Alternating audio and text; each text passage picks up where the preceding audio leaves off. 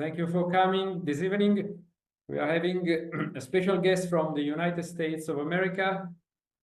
Christian Stephen is the Chief Technical Officer of the NUFORC, the National UFO Reporting Center, and he will tell us what it is and what it does. Christian, the screen is yours, the microphone is yours.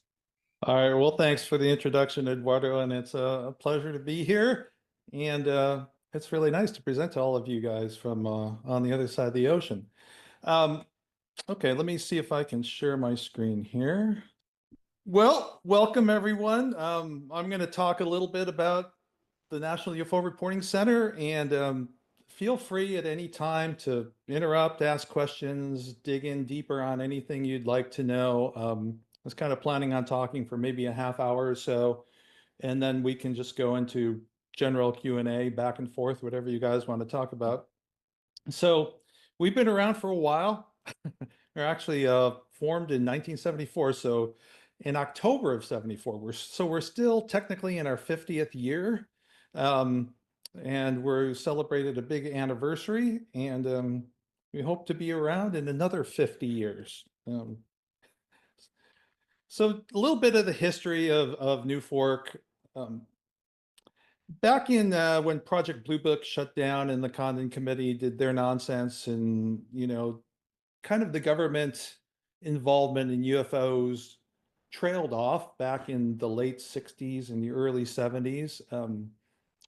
There was a firefighter in Seattle, Washington named Bob Gribble, and that's a picture of Bob there answering the red hotline, who got the idea. He was a Washington State MUFON member, and he got the idea to start the National UFO Reporting Center. And what he literally did was he printed rolls of red stickers that said, they were about 3 inches by 2 inches. They said National UFO Reporting Center on them, and had a phone number, 206-722-3000. And he mailed these stickers along with a letter to all of the law enforcement agencies, all of the airports, all the FAA regional offices, air traffic control centers that he could think of. And sure enough, it worked. These people took that sticker, stuck it by their phone, and when somebody reported a UFO or saw something, the calls started flooding in. So from 74 to 94, Bob pretty much ran the hotline, took a lot of mainly reports over the phone. Reports were also mailed in, and he kept a big filing system of all that stuff, and recorded a lot. You can actually go on our website on the data bank, and you can listen to some of Bob's calls where he talked to some of the witnesses from back in that time frame. And it became pretty much the de facto place to report UFOs, along with organizations like MUFON and some of the other civilian organizations that were working at the time.